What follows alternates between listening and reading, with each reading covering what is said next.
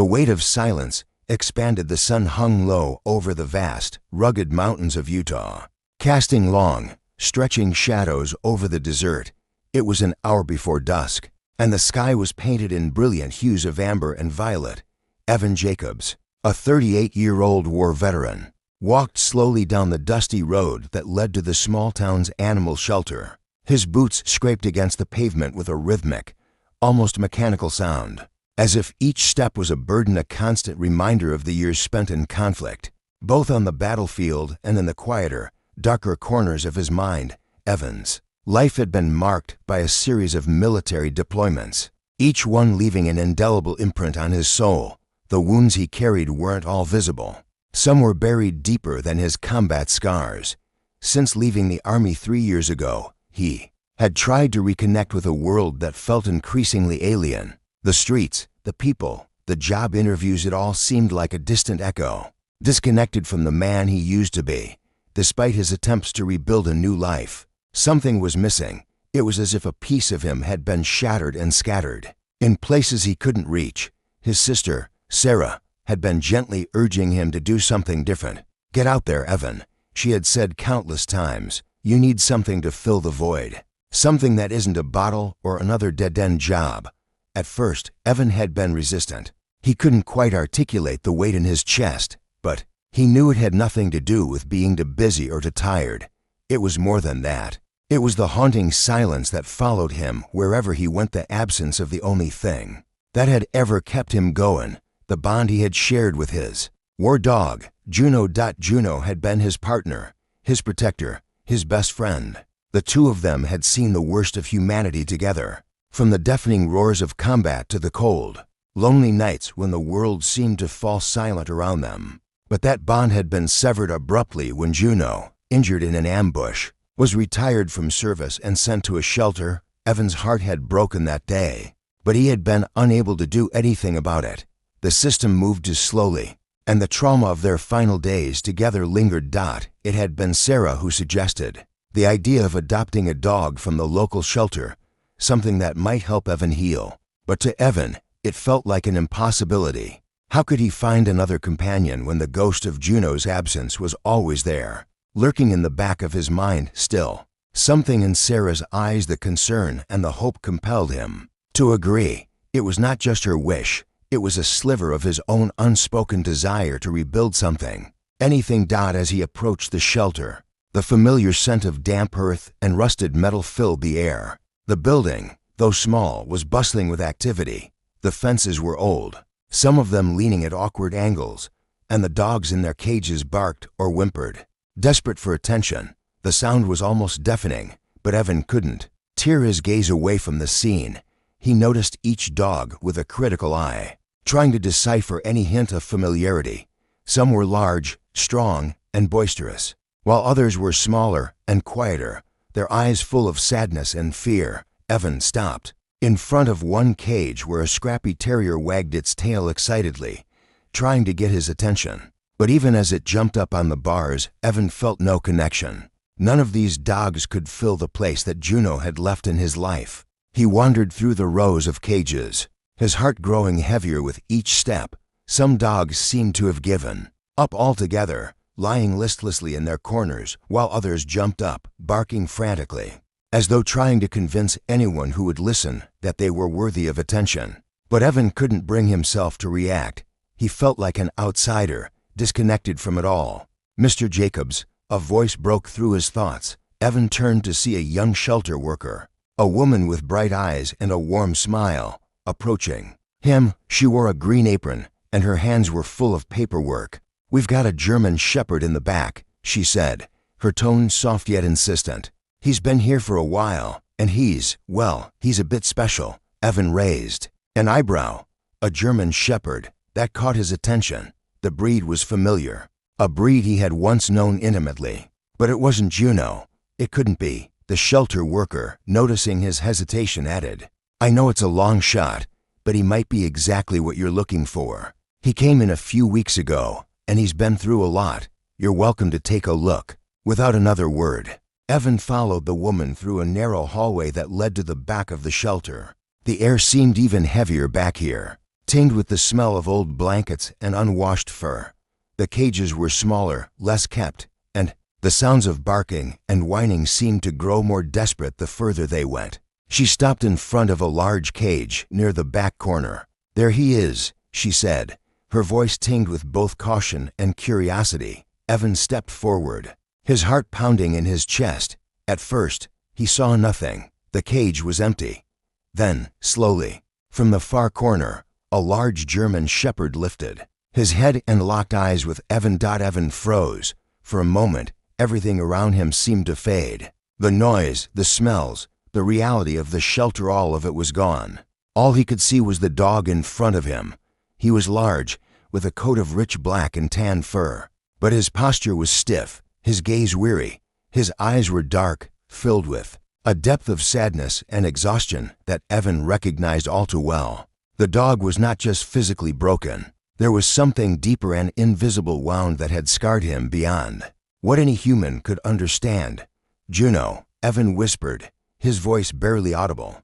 The dog's ears twitched, but there was no reaction. He didn't wag his tail, didn't come forward.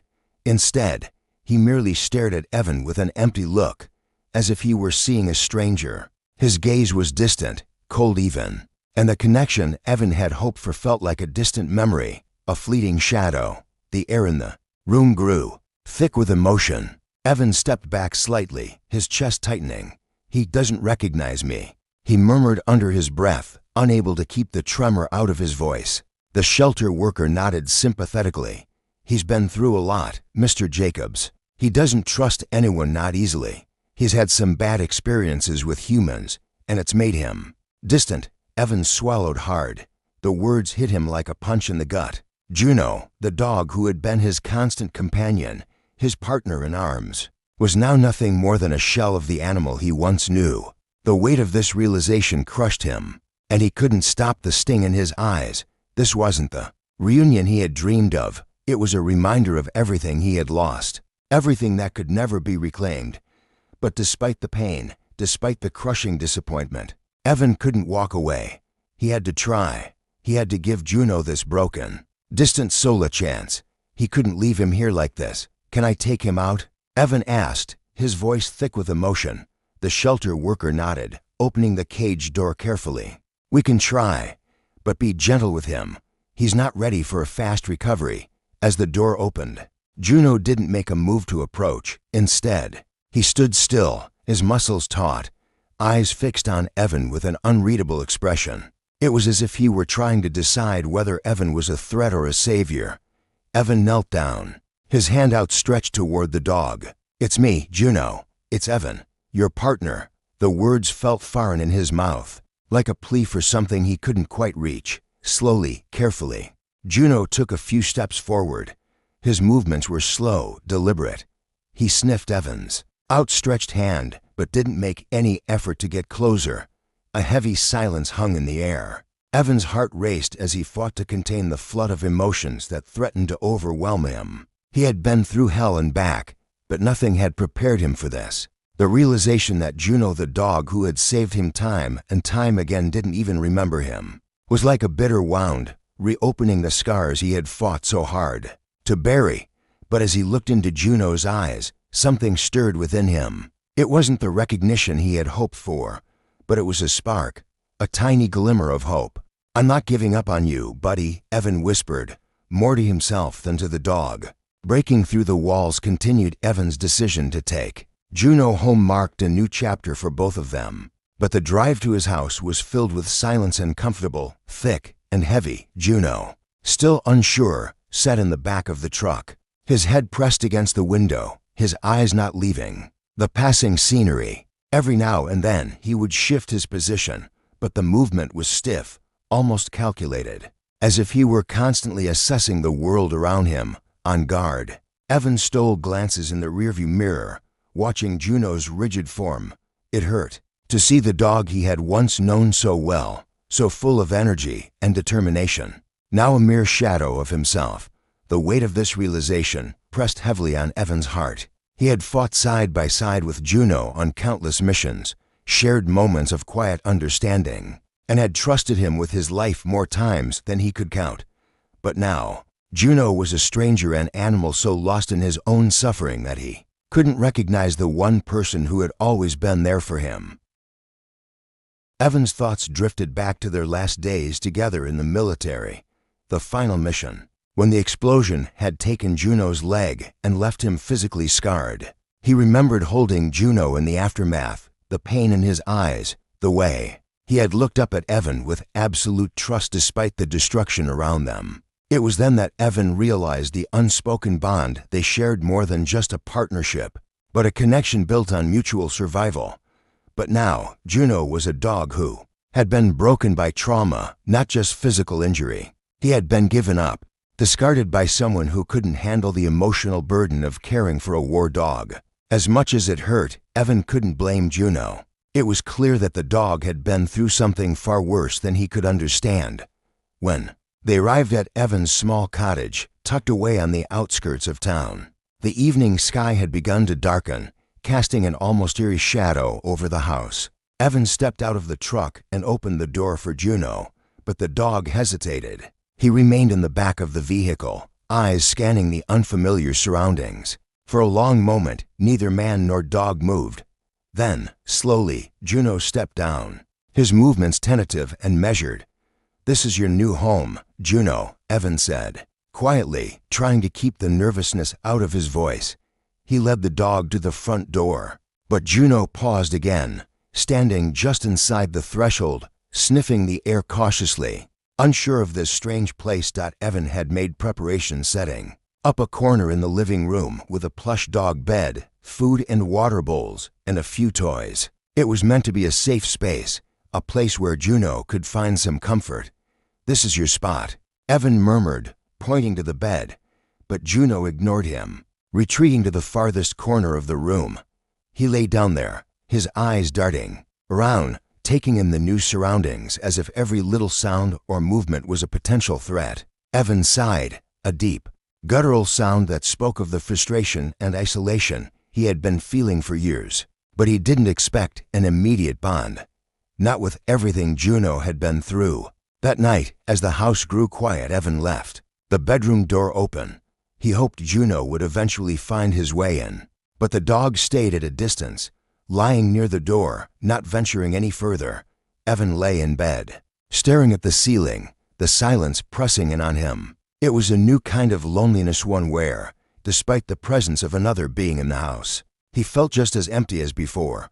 Still, there was a glimmer of hope. Juno had come home. It was a small victory, but it was a victory nonetheless. The first signs of trust. Next morning, Evan woke to the soft sound of paws padding across the hardwood floor. Blinking away the remnants of sleep, he turned his head to see Juno sitting by the bedroom door. His ears perked up, his body tense, but alert. The dog's eyes were focused on Evan, studying him from across the room. For a moment, Evan just watched. It wasn't much, a small sign, a flicker of interest, but it was something. The barrier between them wasn't as thick as it had been the day before. There was still a deep mistrust, an emotional chasm that would take time to bridge. But this was a start. "Good morning, Juno," Evan said, trying to keep his voice calm. He sat up slowly, stretching his legs, and gave a soft smile. Juno didn't respond, but he didn't turn away either. For now, that was enough. Over the next few days, Evan tried to engage with Juno, though he kept his distance, respecting the dog's space. He would sit in the living room, tossing a ball toward the far corner, hoping that Juno would retrieve it, as they had done countless times before during their military breaks. But Juno didn't respond. He would glance at the ball, sniff it cautiously, and then retreat to his corner again. Evan was disheartened, but he knew that these things couldn't be rushed. Juno was still trying to process the trauma he had endured, and trust didn't come easily to someone or a dog who had been hurt so deeply. One afternoon, as Evan was walking around the yard, chopping firewood for the winter, he noticed Juno, watching from a distance. His eyes were trained on Evan, his body still, but there was a subtle change in the way the dog held himself. It wasn't quite curiosity, but it was something akin to it. "Want to help, boy?" Evan called, wiping the sweat from his brow. He didn't expect much, but he felt a slight flutter of hope. Juno didn't approach, but he didn't leave either. Instead, he stayed where he was, watching, observing. It was progress, even if it was slow. That evening, Evan took Juno on their first walk together around the yard. Juno was hesitant, his body tense, his eyes darting at every rustle in the grass. But as they walked, Evan spoke softly, offering reassurance. "You're safe now, Juno. No one's going to hurt you here." Juno seemed to listen, though it was hard to tell if the words meant anything to him. They walked for a while, Evan letting Juno set the pace. When they reached the edge of the yard, Juno stopped. He stood still, staring at the world beyond the fence. Evan stood beside him, unsure of what to say. "It's okay," he whispered. "You don't have to be on guard anymore." For a long moment, Juno just stood there, his body rigid. Then, slowly, he turned and walked back to the house. As though something had finally clicked in his mind, Evan followed, his heart swelling with hope. It wasn't much, but it was something. It was the first step in what would undoubtedly be a long journey of healing, a breakthrough. Days passed, and the small moments of progress continued to accumulate. Juno began to trust Evan just a little more each day. He started to approach the food and water bowls without hesitation, though. He still ate warily, his eyes always scanning the room for danger. He didn't follow Evan around the house yet, but he was no longer retreating to the farthest corners either. He would stay within the same room. Lying on the floor near Evan, though there was still a physical distance between them, Evan began to take Juno out into the yard every day, throwing a tennis ball, hoping to reawaken the playful side of the dog. At first, Juno just watched, his head tilted, confused. He would sniff the ball but never chase it. But one afternoon, something shifted. Evan threw the ball across the yard, and to his surprise, Juno moved, slowly at first. He approached the ball, sniffed it, then took a few hesitant steps back. For the first time, there was no immediate retreat. Evan held his breath, hoping that this might be the breakthrough he had been waiting for. "You remember how to play, don't you?" he said softly, almost to himself. It was a small gesture, but to Evan, it felt like a monumental step forward. Later that evening, Evan decided to try something different. He reached into a box in the attic and pulled out the old military vest he had worn during his deployments. The smell of sand, sweat, and the battlefield filled his nostrils. As he held it in his hands, it had been years since he had worn it, but the memories came rushing back. He brought the vest out to the backyard and placed it on the ground in front of Juno. The dog's ears flicked up, and for the first time, there was a flicker of something in his eyes. Recognition, perhaps, but it was fleeting. Evan waited, unsure of what to do next. "It's me, Juno," he said quietly. "Your partner." Juno sniffed the vest, his nose twitching, his eyes narrowing slightly. For a moment, it seemed like he remembered, but then he pulled back, retreating to his corner of the yard. Evan's heart sank, but he didn't give up. He sat down on the grass, staring at the vest. "It's okay, buddy. I'll wait." A reconnection time continued to pass slowly, each day marked by small moments of progress. Juno began to show more interest in the world around him. He spent more time by Evan's side, and his body language grew less tense. Though he still didn't seek out physical affection, he started to linger longer in the same room as Evan, sometimes even lying near him on the couch. The bond between them was fragile, like a thread that could snap at any moment, but it was there, and Evan refused to let it break. One morning, while Evan was out working in the yard, he noticed Juno sitting by the porch, watching him. The dog's gaze was more focused now, no longer distant or cold.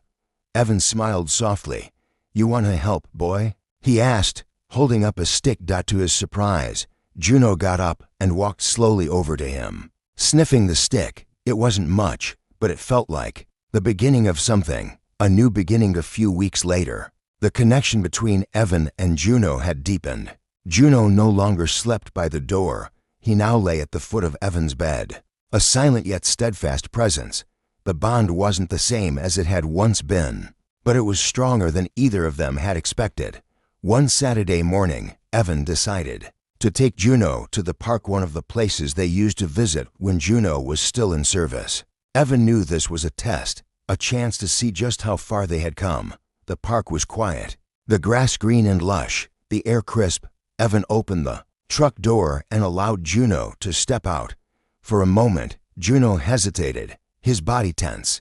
But as soon as he stepped onto the grass, something shifted in him. He began to move more freely, his eyes softening as he took in the familiar surroundings. Evan grabbed the tennis ball and tossed it across the field. Without hesitation, Juno bolted after it, his body moving with purpose and confidence. They spent the next few hours playing just as they had in the past. The past traumas, the silence, the scars, they all began to fade as the two of them reconnected, piece by piece. By the time they left the park, the bond between them had grown even stronger. Juno was no longer the broken, distant dog he had once been, and Evan was no longer the man haunted by his past. Together, they had found a new path forward. As the sun set behind them, casting long shadows over the park, Evan looked down at Juno and smiled. "We're not the same, are we, boy?" he said softly. "But we're still a team." And with that, they walked home side by side, ready to face whatever came next together.